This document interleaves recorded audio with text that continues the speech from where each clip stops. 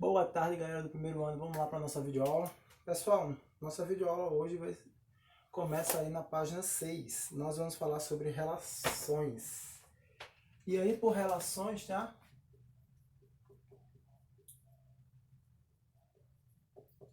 Relações, na verdade, a gente vai falar sobre lei de formação. Lei de formação. A gente vai falar sobre a lei de formação de uma função, tá? Esse é o início, por assim dizer, do conteúdo de função. Por que a gente vai falar de relações? A gente vai tocar no tema relações. Porque no nosso cotidiano, no nosso dia a dia, a gente consegue fazer algumas relações naturalmente que devêm de uma função, que descreve uma função. A exemplo disso, a gente pode tirar a definição quando vocês pegam um Uber, né? Aqui a novidade agora é Uber ou 99, né? Quando você pega um motorista por aplicativo, esse motorista vai cobrar de você de acordo com a distância percorrida, tá? Se você vai percorrer apenas 2 km, você vai pagar um valor. Se você for pagar 4, se você for percorrer 4, você vai pagar outro valor totalmente diferente. É a mesma situação quando você pega um táxi, né? Quando você pega um táxi, você tem um valor fixo que você paga só em entrar no táxi, que é chamado de tarifa, né? É aquilo que ele devolve para a empresa, né? O táxi devolve aquele valor para a empresa. O demais, o restante que ele ganha é dele, certo? E o que ele vai ganhar vai depender da corrida, vai depender do que distância, porque a cada quilômetro rodado, ele cobra uma taxa de você. Não sei quanto é, se é 50, se é 60, se é R$1, se é R$2, não sei quanto cobra, mas ele vai cobrar de vocês a partir por quilômetro rodado. Ou, se preferir, por tempo, tá? Vai depender aí do taxista, vai depender de como ele está utilizando para cobrar esse valor de vocês. Outra situação que a gente pode pegar que no nosso dia a dia, por exemplo, cálculo de área. O cálculo da nossa área vai depender do comprimento e da largura da região que a gente está calculando a área, né? Se eu tenho, por exemplo, o meu banheiro, dá uma área, mas se eu quiser calcular a área do meu quarto vai dar muito maior. Por que dá maior? Porque o comprimento e a largura do quarto são maiores do que o comprimento e a largura do banheiro. Então, eu estou fazendo relações. O perímetro de uma determinada região. O perímetro de uma região depende também do comprimento e da largura. O volume de um sólido, o volume de uma caixa de água, né? Uma caixa d'água, também depende do comprimento, da largura e do volume. Tudo é relação, tá? Nós temos no nosso cotidiano, no nosso dia a dia, algumas relações. Umas mais visíveis e outras não.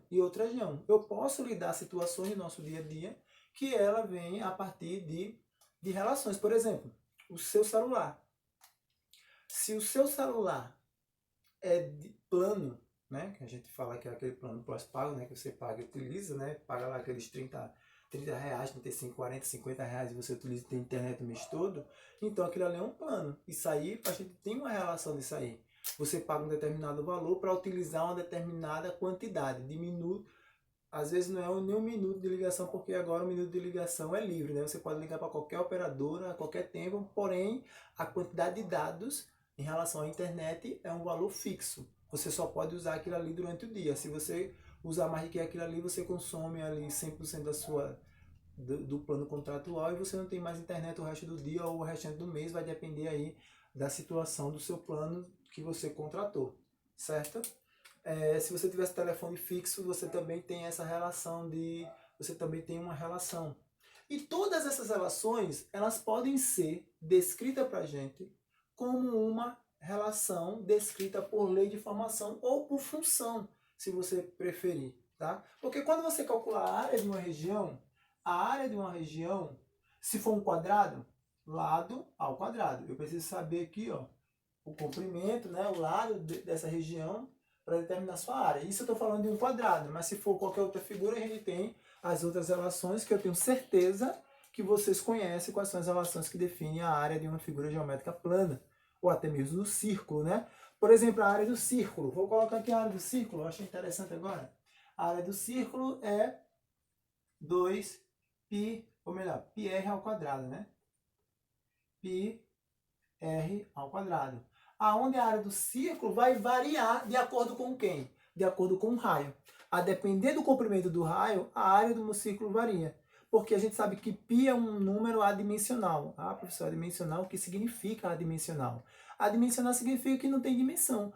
Dimensão adimensional. O A, né, se vocês, como vocês estudam português e são bala em português, vocês sabem que o prefixo A, ele indica uma negação na nossa palavra, né? Então, se eu falo adimensional, ou seja, não tem dimensão. Não, sem dimensão, na verdade. Então, o π é um número adimensional, porque ele não tem dimensão. Ele vale 3,14 aproximadamente e acabou-se, certo? Não é comprimento, não é largura, não é altura, não é volume, não é metro quadrado, não é centímetro, por isso que ele é adimensional. E aí nós temos R. R que representa o raio da nossa circunferência. Se você pega lá um prato, por exemplo, um prato circular e mede o raio, você tem um raio. Se você pegar uma mesa, o raio é diferente. Se você pega uma praça circular, o raio é diferente. Então, a área do meu círculo vai depender do raio, certo? Então, temos aqui uma relação. Isso é uma relação, tá? Isso é uma relação. Por exemplo, o valor a ser pago, né? Em função da distância, em função de D, o valor a ser pago. Vamos supor que você já pagou ali. No táxi, geralmente, você paga R$3 quando entra, né? Então, R$3 já está pago lá no táxi, R$3. Mas, vamos supor que ele cobra 50 centavos por quilômetro rodado. 50 centavos vezes a distância. Então, vai depender ali do número de distância. Então, você observa que essa relação está nos descrevendo uma relação de função. Então, isso aqui é que é função. Mas numa função, a gente tem que entender que a gente tem algo do tipo de... algo da definição de dependência. Alguém está dependendo de alguém aqui, tá? Alguma coisa está dependendo de outra coisa. Se a gente pegar essa definição de dependência para o nosso dia, por exemplo, você como aluno depende do professor para aprender. Você como filho depende do seu pai para poder vestir, para poder calçar, para poder comer, para poder sobreviver, certo?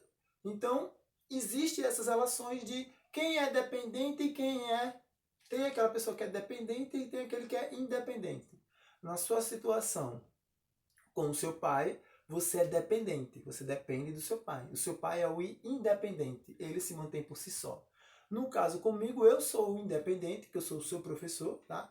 Eu consigo aprender só lendo o material, eu sou o independente, mas você precisa de um professor, você é dependente, tá? Então, sempre vai existir essa situação de dependência. Então, precisamos encontrar, principalmente quando for em um enunciado, que for para você montar a relação, você precisa entender quem é a variável, tá? E aí a gente vai tratar dessa definição. Variável.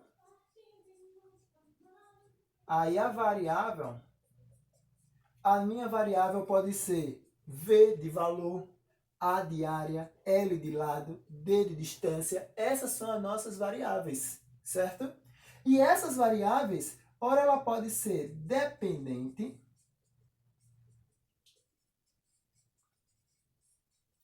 ou independente.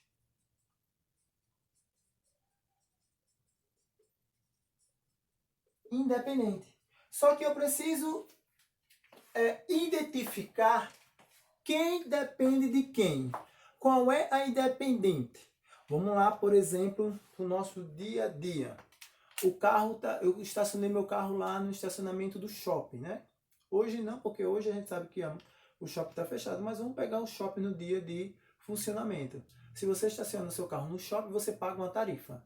Mas se seu pai vai pagar uma tarifa, ou você irá pagar uma tarifa, um valor por ter deixado seu carro ali, em função de quem? Em função do tempo. Quanto mais tempo seu carro permanecer estacionado no shopping, maior vai ser o valor que você vai pagar, correto? Beleza. Aí eu pergunto agora nessa definição. Você tem o valor a ser pago, valor a ser pago, e você tem o tempo. Aí eu pergunto a você, quem é dependente e quem é independente nessa situação? Aí você já pode estar dizendo, professor, o tempo é dependente. Pessoal, o tempo não é dependente. O tempo, nesse caso, é o independente. Independente. Por que ele é o independente? Porque o tempo não depende de ninguém. Por exemplo, agora que eu estou gravando essa videoaula para vocês, se eu falar devagar, o tempo está passando. Se eu falar depressa, o tempo vai passar da mesma forma. Eu não dependo. Eu que estou dependendo aqui do tempo. Eu tenho que me organizar para dar minha aula aqui nesses 30 minutos, né, que eu reservo para dar minha videoaula a vocês. Então eu tenho que me organizar de forma que a minha aula acaba dentro desses 30 minutos. Então eu dependo do tempo, certo? Eu dependo do tempo. Então o tempo, querendo ou não, ele está passando. Se eu ficar calado, ele passa. Se eu ficar falando, ele passa da minha forma. Então, se você estacionar seu carro lá, deixar estacionado, o tempo vai passar da mesma forma que se você não deixar o carro estacionado lá. Então, o tempo nesse caso é o independente, ele não depende de ninguém. Quem é dependente, aqui é o valor que você vai pagar. O dependente é o valor que você vai pagar, porque o valor que você paga depende do tempo que o seu carro ficou estacionado. Certo? Então, nesse caso, o valor a ser pago é dependente. Se a gente trouxer para aqui, ó, se a gente trouxer para aqui, valor, né? E a distância percorrida. Por exemplo, você está dentro de um táxi. Valor e distância. Você está dentro de um táxi. Você sabe que você vai pagar um determinado valor a partir da distância que você anda. Quem é dependente e quem é independente? Neste caso, a independente é a distância. Porque se você está dentro do carro, se enquanto você não mandar ele parar, o carro vai permanecer correndo, andando. Então ele vai percorrer cada vez uma distância maior. A distância depende do valor que você tem para pagar. Eu só tenho 10 reais. Então eu fico olhando o quê? Taxímetro lá, né? O registrador do dinheiro lá. Então, eita, tá 8, 9. Vai parar aí. Vou descer aqui. Chegou no meu tempo. Se você não olha, a distância vai aumentando e o valor também vai aumentando. Então, o valor depende da distância. A distância é independente. Então, o valor é dependente. Dependente. Então, vocês têm que tentar encontrar a relação de dependência dada a uma situação. Quem é dependente e quem é dependente para que vocês montem a relação, certo? O material de vocês, ele traz 3 situações, tá? Ele traz o movimento de um automóvel em uma estrada, e aí ele fala alguma coisa e depois ele bota lá na frente. Não, a distância percorrida depende do tempo gasto. E aí ele está fazendo a relação de distância e tempo. Então, quanto mais tempo eu permanecer percorrendo, maior vai ser a distância. Então, com essa perspectiva aqui, o tempo é o termo independente e a distância depende. É o dependente. Certo? Com a perspectiva que ele está vendo ali. Aí ele coloca uma segunda situação, área de um terreno. Aí ele fala, a área da região quadrada depende da medida do lado da região, que foi o que eu fiz aqui também, né? E depois ele coloca uma terceira situação, perímetro, né? Ele coloca o perímetro aqui e ele também dá uma explicação aqui sobre o perímetro, certo? Aí lá em cima, depois de tudo, ele fala, ó, todo valor da variável independente se associa com o único valor da variável dependente. Isso também é verdade. Não tem como, em uma situação de relação de função para primeiro grau, o valor da variável independente se associar a mais de um valor da variável independente. Vai ser 1 para 1. Eu vou pegar um valor, 1 hora, vai ter essa distância. 2 horas vai ter uma distância diferente. Não posso ter a mesma distância, certo? Então a gente tem essa situação. Com isso, ele faz aqui representação em gráficos de seta, que a gente viu tudo isso lá no começo de conjunto, né? Lá atrás a gente viu essa definição, então eu não vou passar para vocês, crente que vocês também vão dar uma lida no material de vocês, tá? Na página 7 ele passa essa definição. E aí no final ele fala o seguinte, ó, todo elemento X de um conjunto A, dado o diagrama de seta lá, lembra lá daquele diagrama de seta onde eu faço a relação, né? todo elemento de A se associa a um único elemento de B. É definição de função bijetora. Lembra que a gente estudou isso? Né? Se eu tiver um gráfico lá de função bijetora, ABC, ABC. Cada um se associa a um único elemento. Função bijetora. A gente estudou essa definição.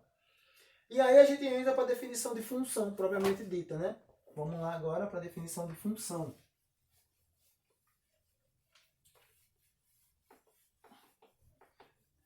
Qualquer momento, tá? Para o vídeo, copia aí o que eu fiz no quadro, se vocês quiserem copiar, para a gente poder dar procedimento. E aí a gente entra na definição de funções.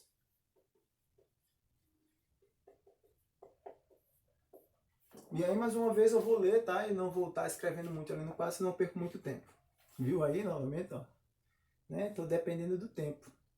Então, considera alguns exemplos de relação de A, do conjunto A com o conjunto B. Aí ele faz algumas relações. Ele pega o conjunto A e o conjunto B e dá uma relação, propriamente dita. Vamos lá. Eu vou fazer uma e depois vocês dão uma lida aí no restante, tá? Ele fala o conjunto A. Conjunto A, ele pega menos 1, 0, 1, 2... E o conjunto B. Aí ele pega o conjunto B que dá 1, 2, 3, 4, 5. Né? 1, 2, 3, 4, 5. 4 elementos, 5 elementos. Aí depois ele coloca, ó, a relação dada aqui vai ser y vai ser igual a x mais 2.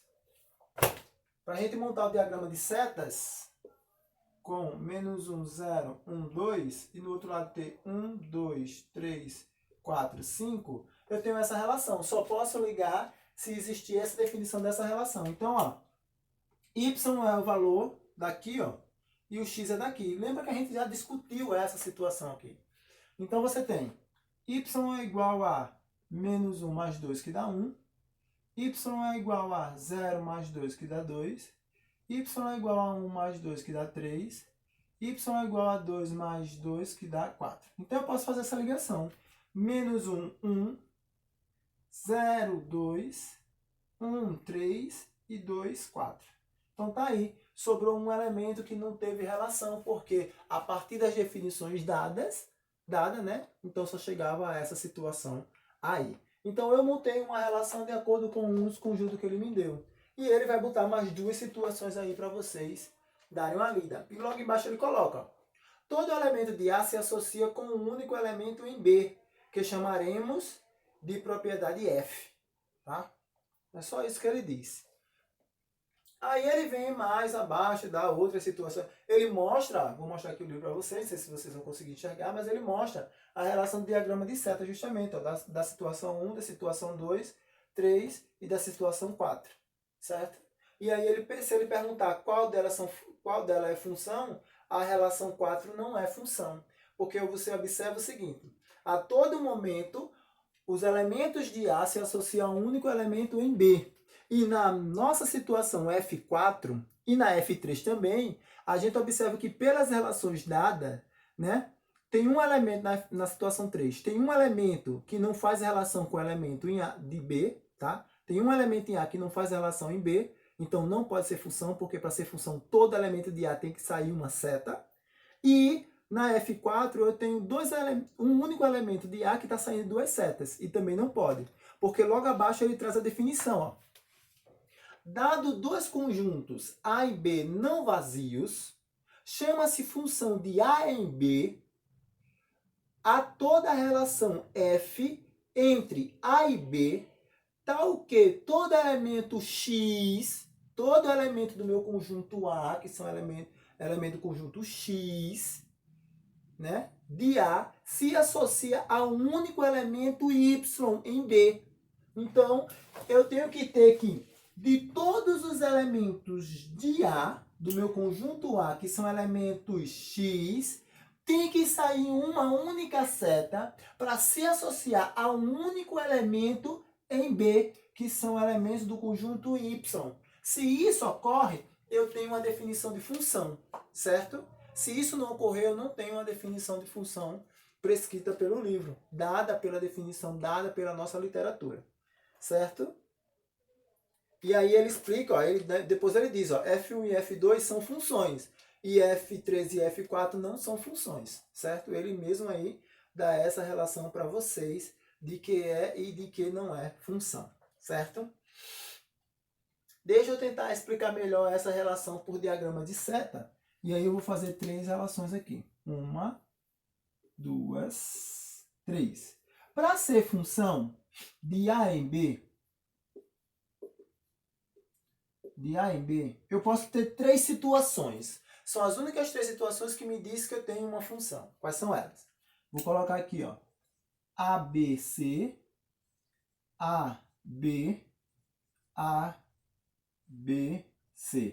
Aqui eu vou colocar ABCD. Aqui eu vou colocar apenas A. E aqui eu vou colocar ABC. Para ser função, eu posso ter essa situação.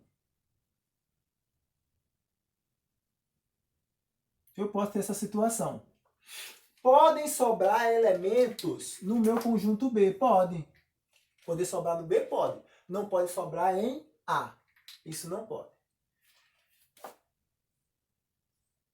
Um único elemento B pode receber duas setas? Pode. Isso aqui pode, tá? O que não pode é sair 2 setas de aqui. Mas aqui pode receber 2 setas. Então, também é função.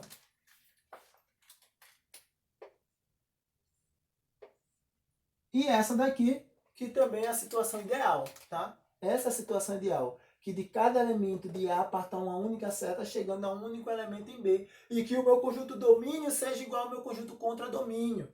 Certo? Então, ó, essas 3 situações descrevem função. Se você não tiver nenhuma dessas 3, então você não tem função. Quando é que você não vai ter função? Quando acontecer isso. Eu vou até colocar com um lápis de cor diferente aqui. Cadê? Deixa eu pegar esse aqui. Esse aqui. Se, por exemplo, acontecer isso, ó. Isso aqui. Não é função.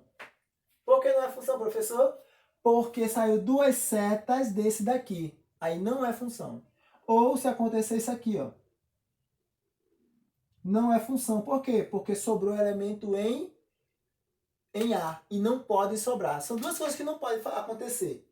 2 setas sair do mesmo elemento de A. Não pode acontecer. E um elemento de A sobrar sem sair seta dele. Isso aqui também não pode. Tá?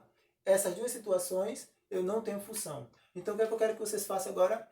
Volta aí um pouquinho o vídeo, pega as 3 definições que é função e depois adianta o vídeo e pega as 2 situações que não é função e coloca aí no caderno de vocês bem organizado, certo?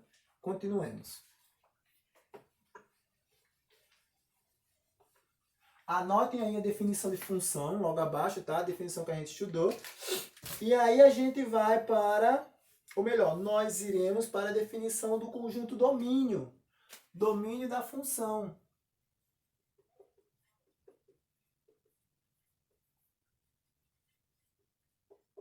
Domínio da função. O domínio da função é importante, porque é o seguinte, a gente está trabalhando com função polinomial. A gente vai trabalhar com função polinomiais, certo? Vai ser a função polinomial do primeiro grau, vai ser a função polinomial do segundo grau. Beleza. Mas existem funções que, apesar dela ser do primeiro grau, ela traz algumas situações que faz com que a gente tenha que definir o domínio dessa função. Por que isso acontece? Porque existem alguns valores reais para os quais esse tipo de função não tem existência e eu preciso saber quais são esses valores para que eu possa encontrar o domínio da minha função.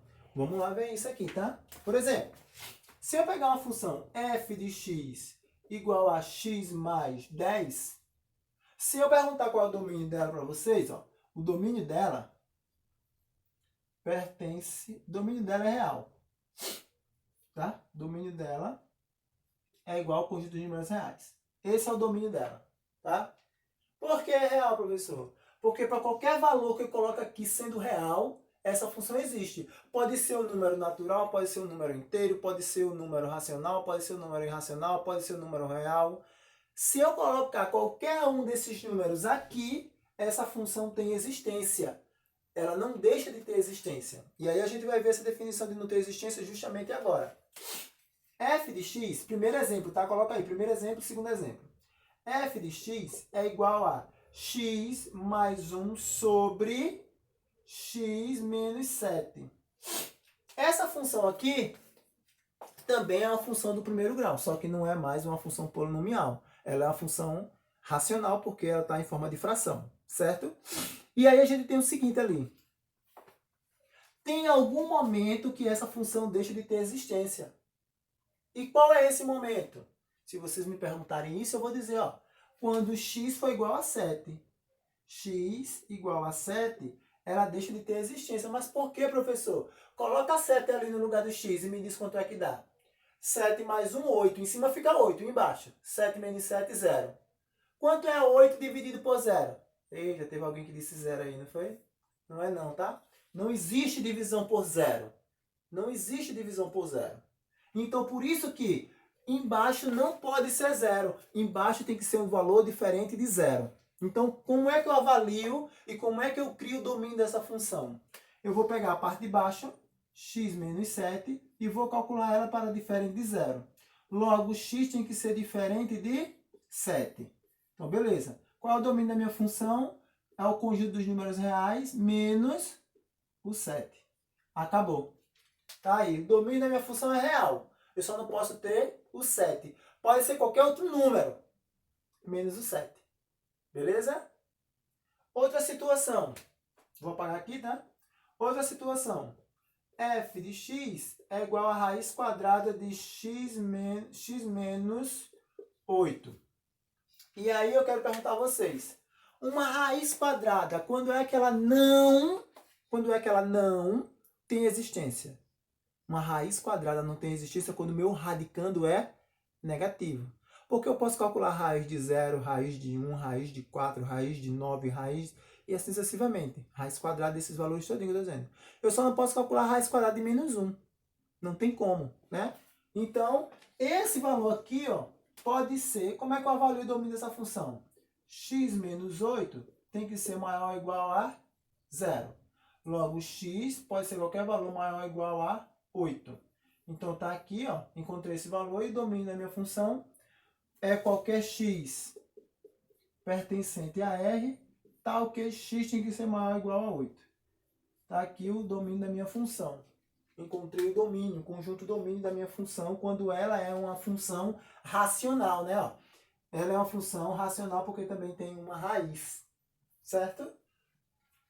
O último exemplo que eu tenho para dar a vocês é f de x é igual a x sobre raiz quadrada de x mais 1. Esse daqui, esse exemplo, é a junção desse mais esse. Porque agora é fracionária, né? Uma função fracionária e uma função racional. É a junção. Então, nessa situação, quando é que não tem existência? Duas situações. Primeiro, embaixo não pode ser 0. Então, tem que ser diferente de 0. A outra situação é, embaixo não pode ser também negativo. Não pode ser negativo e não pode ser 0. Só pode ser o quê? Maior que 0. Então, eu vou avaliar a parte de dentro, ó, x mais 1, para valor maior do que 0. Logo, x tem que ser maior que menos 1. Qualquer valor maior que menos 1 serve para eu colocar aqui dentro. Então, domínio. X pertence a R, tal que x é maior que menos 1. Pessoal, toda vez é assim, tá? Toda vez esse processo é dessa forma que se faz. Não tem bicha de cabeça. O modelo de função que vai aparecer para você calcular o domínio, está lá na questão. Calcula o domínio da função. O modelo de função é, ou é uma função polinomial, que o domínio é o próprio conjunto dos números reais, direto, não precisa nem fazer cálculo. É uma função fracionária, aonde o meu denominador, você vai calcular ele para diferente de 0, sempre, tá? Quando for fracionária, aonde o denominador for um polinômio, você sempre vai calcular para diferente de 0. Pode ser uma função racional, né? Que tem uma raiz, e se tiver só for só a raiz, você calcula para maior ou igual a 0, pega lá o valor de dentro, ó, radicando, e calcula para maior ou igual a 0, encontra o valor, constrói o conjunto de domínio, ou pode ser uma radiciação no denominador. E aí o que é que você faz? Você só calcula para maior do que 0. Sempre os exemplos são iguais. O que vai mudar é o cálculo em si. O cálculo em si vai mudar, mas os exemplos são iguais, certo? Então a gente fica aqui com a nossa videoaula e eu vou passar as seguintes questões para vocês, tá? as questões que estão na página 12. A questão 9, 10, 11, 12 e 13, tá? 9, 10, 11, 12 e 13 dos exercícios propostos, tá, pessoal? Né? Não, da atividade. Da página 12, beleza? Façam esse exercício e a gente corrige na nossa aula online.